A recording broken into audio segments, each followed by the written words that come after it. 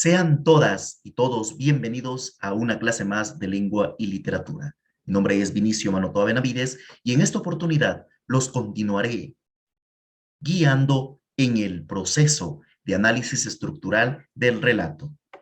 Nosotros, para este momento, hablaremos en torno a la voz que nos cuenta la historia, el narrador. Antes de pasar a ver los tipos de narradores, decirles que el narrador es una estructura que cohesiona todos los otros elementos en la medida que ordena, dispone. Hay varios tipos de narradores, narradores que están dentro del mundo del relato y narradores que se encuentran fuera del relato. Lo más importante aquí es entender que a veces el narrador coincide con un personaje, pero en otras ocasiones es simplemente una voz destinada a contarnos lo que sucede en la historia. El primer tipo de narrador que existe se denomina narrador personaje. El narrador personaje se escribe en primera persona, ya puede ser del singular o del plural, y se caracteriza porque cuenta una experiencia personal dentro de la historia. Por ende, tiene la capacidad de expresar sus sentimientos, como también de hablarnos sobre sus propias acciones, a la vez de dejar expuestas las emociones individuales que se encuentran inmersas en el curso de esa acción. La riqueza del narrador personaje consiste en mostrarnos la complejidad psicológica que se encuentra en la estructura de un personaje. Leamos, por favor, el siguiente ejemplo. Hoy murió mamá, o quizá ayer, no lo sé. Recibió un telegrama del asilo. Falleció su madre. Entierro mañana. Sentidas condolencias. Albert Camus. Estas son las primeras líneas del extranjero de Albert Camus. Entonces vamos a proceder a realizar nuestro análisis. Lo primero que nosotros tenemos que hacer para poder determinar el tipo de narrador es buscar la persona en la que se encuentra estructurada la historia, la primera persona. Buscamos entonces verbos que nos muestren esta conjugación. Ejemplo, recibí un telegrama. De esta manera encontramos ya la primera persona. Por otra parte, vamos a buscar en este momento alguna expresión de pensamientos o de acciones o de emociones individuales. Creo que aquí el más importante es este que dice no lo sé. Un pensamiento que nos muestra el estado de incertidumbre en el que vive el personaje que está contando nuestra historia. Por tanto, el narrador personaje va a tener la capacidad de iluminar una parte del relato que muchas veces queda oscura, como son las intenciones que mueven a los personajes a realizar esta u otra acción. El segundo tipo de narrador, en cambio, se denomina narrador testigo. El narrador testigo se encuentra contado en primera persona, del plural o del singular, él, ella, ellos, ellas. Por lo general suele ser un personaje secundario dentro de nuestras historias y por ende solo tiene un conocimiento parcial y limitado de la acción. Por tanto, no conoce a profundidad las motivaciones psicológicas de un personaje, a la vez que lo único que conoce es aquello que él puede observar. Por ende, vamos nosotros a proceder a leer este ejemplo. Ella es siempre, para Sherlock Holmes, la mujer. Rara vez le he oído hablar de ella aplicándole otro nombre. A los ojos de Sherlock Holmes, eclipsa y sobrepasa a todo su sexo. No es que haya sentido por Irene Adler nada que se parezca al amor. Su inteligencia fría, llena de precisión, pero admirablemente equilibrada, era en extremo opuesta a cualquier clase de emociones. Yo le considero como la máquina de razonar y de observar más perfecta que ha conocido el mundo. Pero como enamorado, no habría sabido estar en su papel. Conan Doyle. Estas líneas son las primeras de uno de los cuentos de Sherlock Holmes. Y como nosotros sabemos, en la historia existen dos personajes. El primero va a ser, obviamente, Holmes, el investigador, un genio del análisis y de la deducción, pero también se encuentra su ayudante, Watson. Watson, de esta manera, es quien nos está contando la historia. Él nos va a hablar desde la tercera persona. Él es solo un observador. Por eso dice, ella es siempre para Sherlock Holmes. Entonces, es solo una persona que nos está, como está viendo. Y como está viendo y ser el personaje secundario, será encargado de contarnos lo que él ha visto. Pero, sin embargo, su conocimiento es limitado. Lo que él nos puede dar son simplemente sus impresiones, sus creencias, incluso sus hipótesis. Pero, en realidad, es solo una interpretación de la acción de los otros personajes. Fijémonos, por ejemplo, cuando dice algo como esto. No es que haya sentido por Irene Adler nada que se parezca al amor. En esta pequeña línea, nosotros podemos ver este conocimiento parcial de la acción. Él, que no conoce a profundidad todo sobre Horst, simplemente nos puede decir esto. Por otra parte, nosotros podemos encontrarnos cuando lo dice aquí, yo le considero. Cuando dice yo le considero, queda manifiesta de esta manera el conocimiento parcial, lo que él cree. Lo que nos está diciendo es simplemente, como nosotros decimos, una interpretación de la acción del personaje. La riqueza de este tipo de persona, de este tipo de narrador, por otra parte, consiste en que nos puede dar ciertas luces sobre la historia, pero también nos deja ciertos elementos a la intriga, a la participación de nosotros como lectores. El tercer y último tipo de narrador que nosotros utilizaremos para nuestro análisis se denomina narrador omnisciente. Omnisciente es una palabra formada por prefijos griegos. Omni, que significa todo, y siente saber. Por tanto, es el narrador que lo sabe y que lo conoce todo. Se escribe en tercera persona, lo sabe y lo conoce todo. Tiene conocimiento total de la vida psicológica, los sueños y deseos. Entonces, no, el personaje puede ingresar, este narrador puede ingresar en la mentalidad, en la psicología de cualquier personaje, o no solo de los personajes, sino de cualquier fuerza que esté cometiendo alguna acción dentro de nuestros relatos. Conoce a su vez el pasado, ya sean los recuerdos y la memoria. Por tanto, él contiene este conocimiento de todas las causas que han derivado hacia una acción, de todas las razones que han motivado una decisión en un personaje u otro. Puede hacer retrospectivas muy fuertes y muy largas sobre los personajes enteros, sobre familias enteras. Entonces, el futuro, por otra parte, también está dentro de su conocimiento, pues ya sea por medio de hipótesis, por medio de predicciones o adelantándose al curso de la acción, así como todas las consecuencias de las acciones que se están realizando dentro de un relato.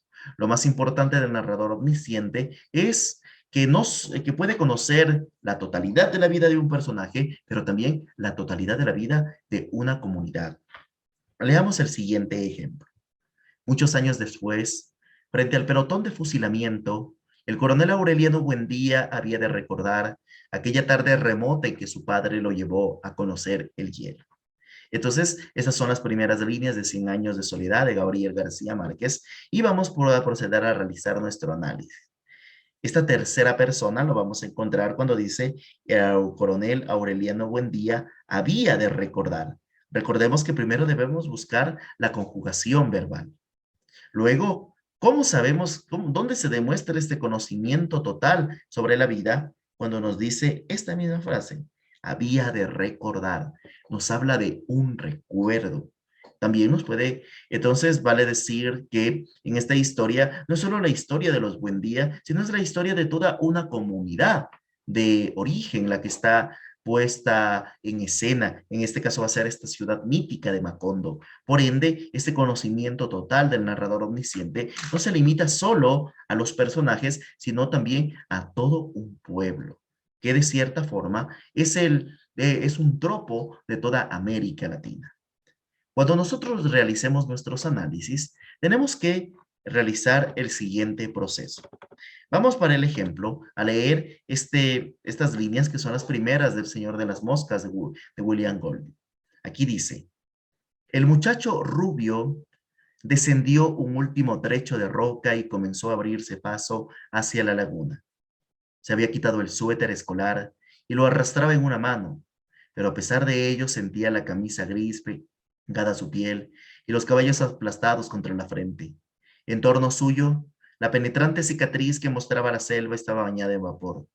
Avanzaba el muchacho con dificultad entre las trepadoras y los troncos partidos, cuando un pájaro, visión roja y amarilla, saltó un vuelo como un relámpago, como un antipático chillido al que contestó un grito como si fuese un eco. Entonces, para encontrar el tipo de narrador, tenemos que primero fijarnos en las conjugaciones verbales.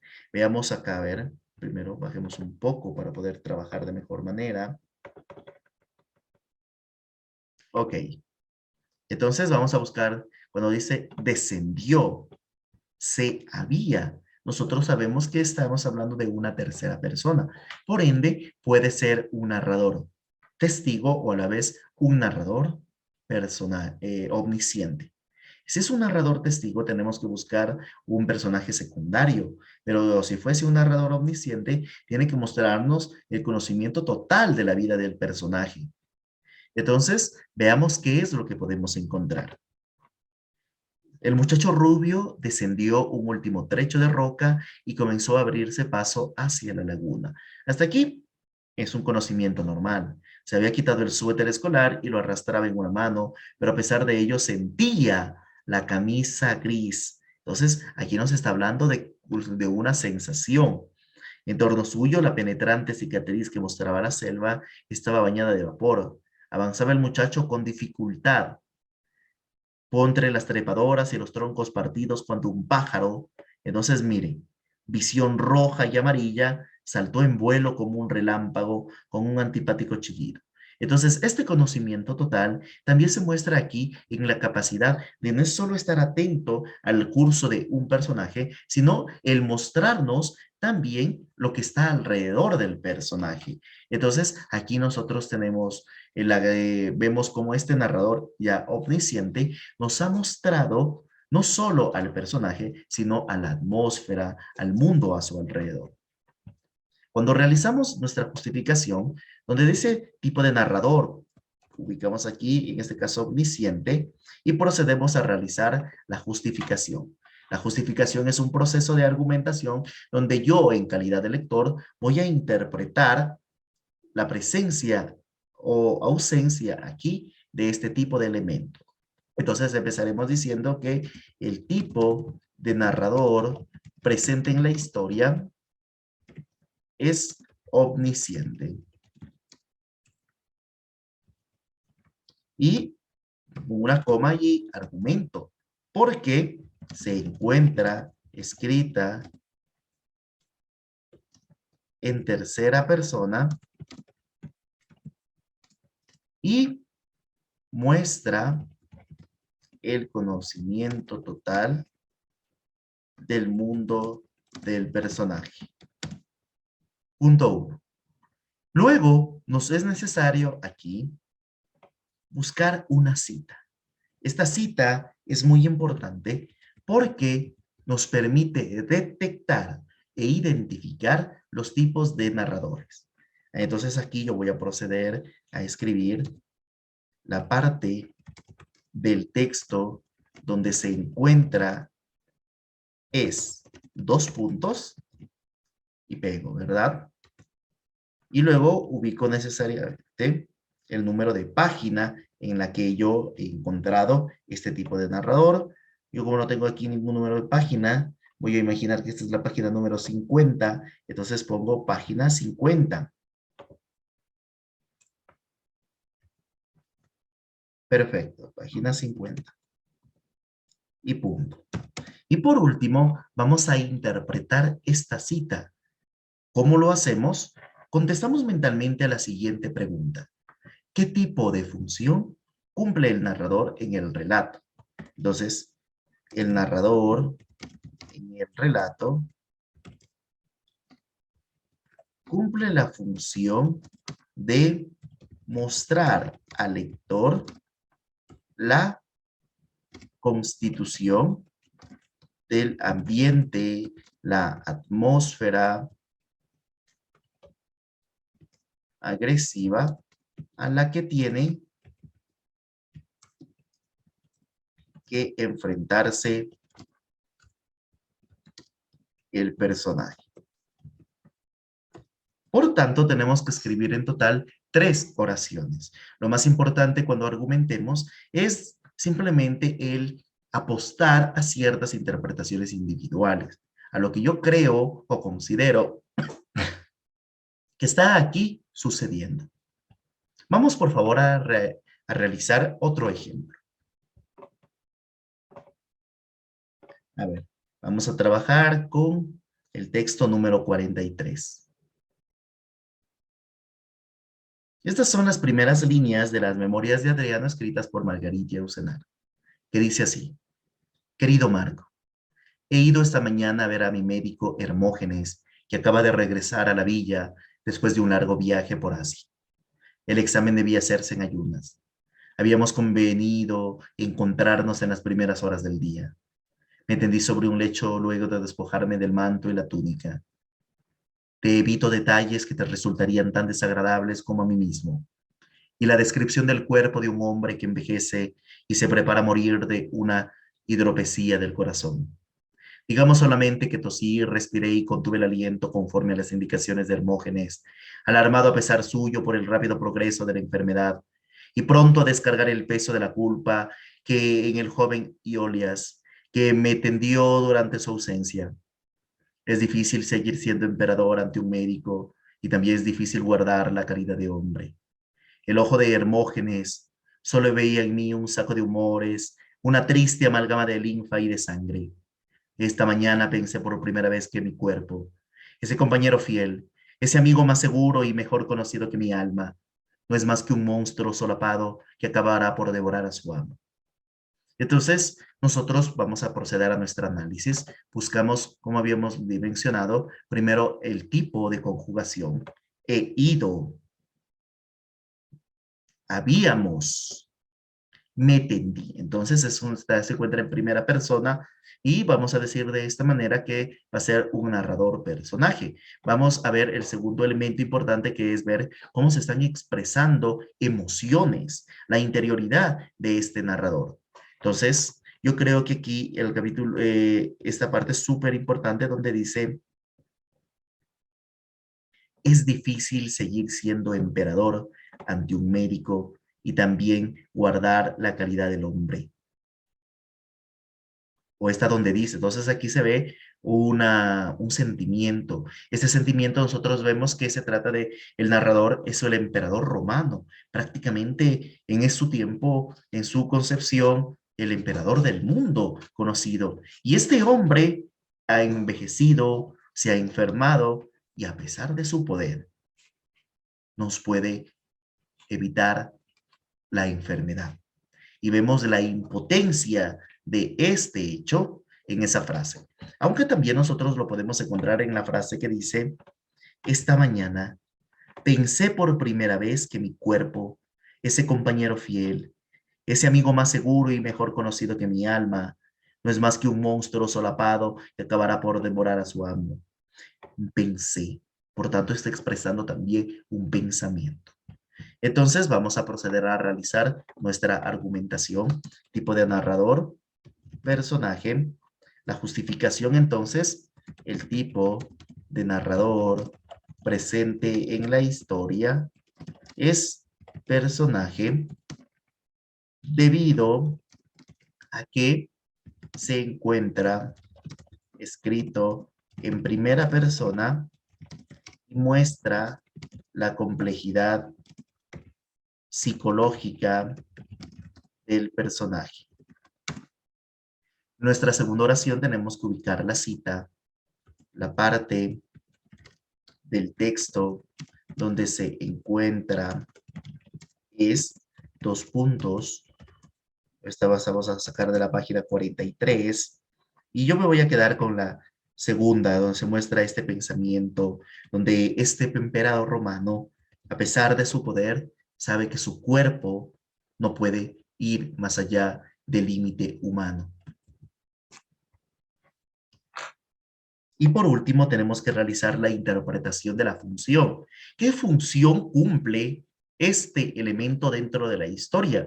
Entonces, lo que tenemos que hacer aquí es nosotros interpretar este elemento en función de lo que estamos leyendo, de lo que estamos comprendiendo de nuestro relato. Entonces, yo voy a decir, es la función que cumple este tipo de narrador en el relato es mostrar al lector el sufrimiento que experimenta el emperador ante la enfermedad y la proximidad de la muerte. Por tanto, esta tercera y última oración de nuestra justificación tiene que buscar entender cómo está funcionando el recurso del escritor dentro de la historia. Las personas que escriben no lo hacen de forma indeterminada, sino que detrás de ello hay una decisión estética. Son los autores, las autoras, quienes definen qué tipo de narrador usar. Y nosotros tenemos que tratar de entender esa decisión. Vamos a realizar un último ejemplo para el análisis de nuestros narradores. A ver, vamos por favor a utilizar el texto 47.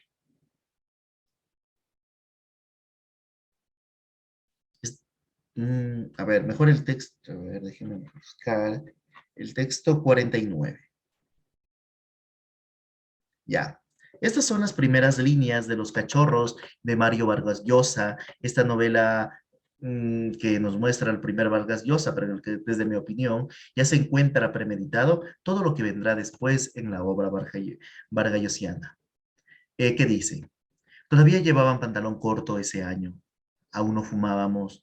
Entre todos los deportes preferían el fútbol y estábamos aprendiendo a correr olas, a zambullirnos desde el segundo trampolín del terrazas y eran traviesos, lampiños, curiosos, muy ágiles, voraces. Ese año cuando Cuellar entró al colegio, hermano Leoncio, ¿cierto que viene un nuevo para el tercero A, hermano? Sí, el hermano Leoncio apartaba de un manotón el moño que le cubría la cara. Ahora a callar. Apareció una mañana a la hora de la formación de la mano de su papá y el hermano Lucio le puso a la cabeza de la fila porque era más chiquito todavía que Rojas y en la clase de hermano Leoncio lo sentó atrás con nosotros en esa carpeta vacía, jovencito. ¿Cómo se llamaba? Cuellar. ¿Y tú? Choto. ¿Y tú? Chingolo. ¿Y tú? Mañuco. ¿Y tú? Lalo. Mira, Florino. Sí, desde el mes pasado. Antes vivía en San Antonio y ahora en Mariscal Castilla, cerca del Cine Colina. Ok, entonces vamos a proceder a buscar las conjugaciones.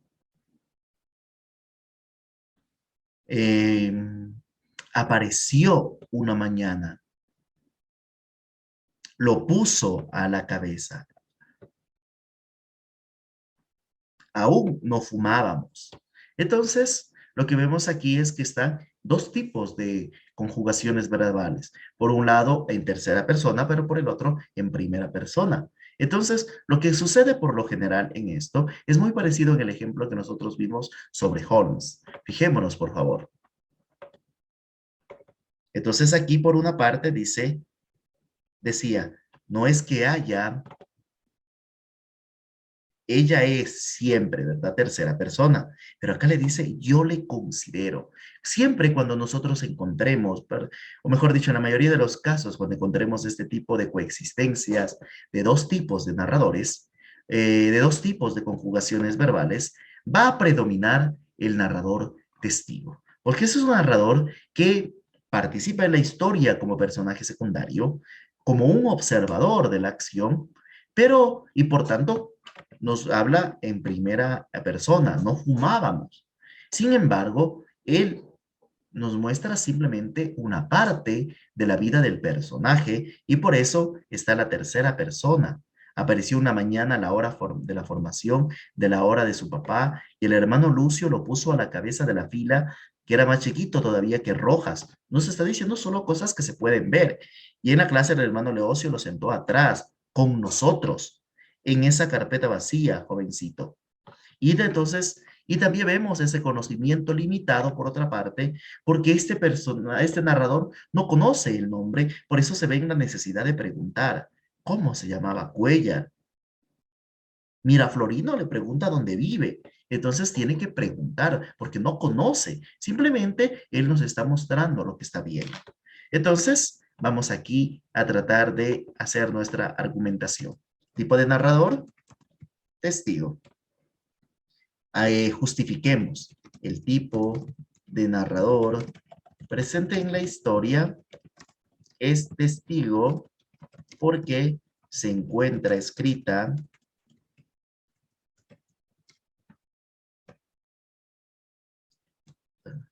en tercera persona y, el, y es contado y muestra la presencia de un personaje secundario.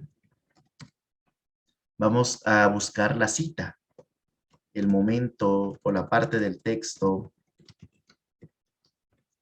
donde se encuentra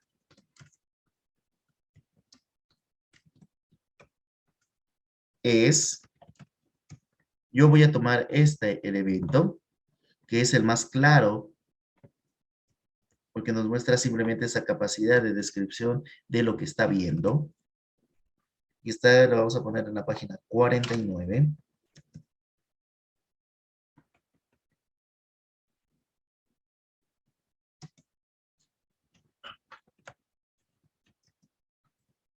Y volvemos a plantearnos la pregunta, ¿qué función está cumpliendo este tipo de narrador dentro de la historia? Sabemos que son jóvenes, que son estudiantes de colegio y que han visto llegar acá a este nuevo personaje que es Cuellar, que es un estudiante nuevo, ¿verdad? Entonces, la función que cumple este tipo de narrador en el relato es mostrar la expectativa